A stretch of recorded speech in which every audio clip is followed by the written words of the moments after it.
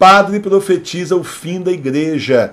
Nós vivemos os tempos do Apocalipse, onde existem duas igrejas. A verdadeira igreja católica apostólica romana de 2000 anos e a falsa igreja que tomou o Vaticano e muitos de nossos templos. A falsa igreja está com seus dias contados. Ela será entregue nas mãos do anticristo e então será extinta.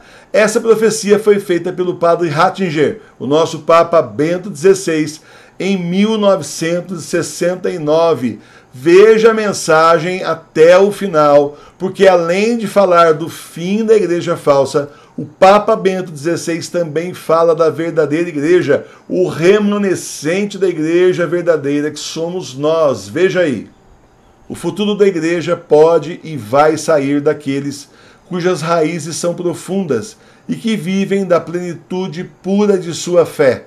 Não será daqueles que se acomodam apenas ao momento de passagem ou daqueles que meramente criticam os outros e assumem que eles próprios são varas de medição infalíveis. Nem será daqueles que tomam o caminho mais fácil, que esquivam a paixão da fé, declarando falsa e obsoleta, tirânica ou legalista, tudo que faz exigência aos homens, que os fere e os obriga a sacrificar-se. Para expor isso de modo mais positivo, o futuro da igreja, uma vez mais e como sempre, será remodelado pelos santos, pelos homens, ou seja, por aqueles cujas mentes sondam mais profundamente do que os slogans do momento, que veem mais do que os outros veem, porque suas vidas abraçam uma realidade mais ampla. O altruísmo que liberta os homens só é alcançado através da paciência, nos pequenos atos cotidianos de abnegação. Por essa prática diária, que revela um homem de quantas maneiras ele é escravizado pelo seu próprio ego, os olhos de um homem são lentamente abertos. Ele enxerga apenas na medida em que viveu e sofreu.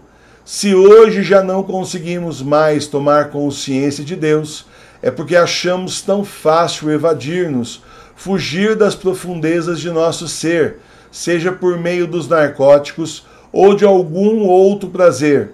Assim, nossas próprias profundidades interiores permanecem fechadas para nós mesmos. Se é verdade que um homem só pode ver com seu coração, então quão cegos somos!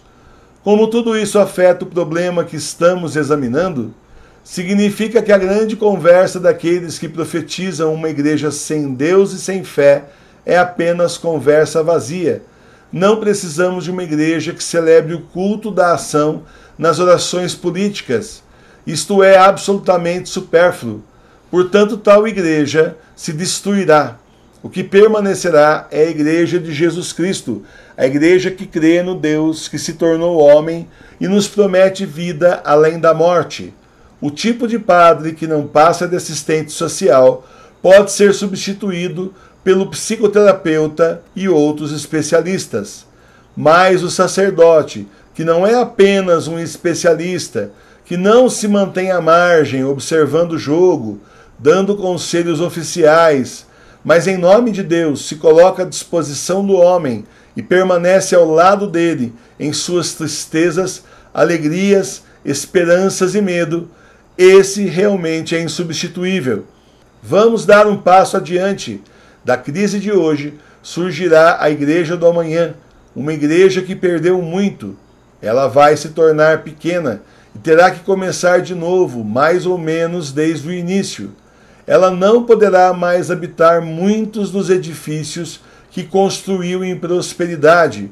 À medida que diminuir o número de seus adeptos, perderá muitos dos seus privilégios sociais. Em contraste com uma idade mais precoce, será vista mais como uma sociedade voluntária na qual se entra apenas por livre decisão. Como uma sociedade pequena, fará demandas muito maiores na iniciativa de seus membros individuais. Indubitavelmente, ela descobrirá novas formas de ministério e ordenará ao sacerdócio os cristãos aprovados que perseguem alguma profissão. Em muitas congregações menores ou em grupos sociais autônomos, A assistência pastoral será normalmente favorecida dessa forma. Ao lado deste lado, o ministério de tempo integral do sacerdócio será indispensável como antigamente. Mas em todas as mudanças que se podem adivinhar, a Igreja encontrará de novo a sua essência e com convicção naquilo que sempre esteve no seu centro, a fé no Deus Trino, em Jesus Cristo, Filho de Deus feito homem, na presença do Espírito até o fim do mundo. A Igreja será uma igreja mais espiritual, não presumindo um mandato político, flertando tão pouco com a esquerda como com a direita. Será difícil para a Igreja, pois o processo de cristalização e clarificação lhe custará muita energia valiosa. Isso a fará pobre e fará com que ela se torne a Igreja dos mansos. O processo será ainda mais árduo, porque a estreiteza sectária, assim como a auto-vontade pomposa, terão que ser derramadas. Pode-se prever que tudo isso levará tempo. O processo será longo e cansativo, como foi o caminho do falso progressismo na véspera da Revolução Francesa, quando um bispo podia ser visto como inteligente, se zombasse dos dogmas e até insinuasse que a existência de Deus não era certa para a renovação do século XIX. Mas quando essa peneiração tiver passado, um grande poder fluirá de uma igreja mais espiritualizada e simplificada. Os homens em um mundo totalmente planejado se encontrarão indescritivelmente solitários. Se eles perderem completamente a visão de Deus, sentirão todo o horror de sua pobreza. Em seguida, descobrirão o pequeno rebanho de crentes como algo totalmente novo. Eles a descobrirão como uma esperança para eles, uma resposta a qual sempre procuraram em segredo. E assim parece-me que a Igreja está enfrentando tempos muito difíceis. A verdadeira crise mal começou, mas estou igualmente certo sobre o que permanecerá no final. Não permanecerá a Igreja de culto político, que já está morta, mas a Igreja da fé.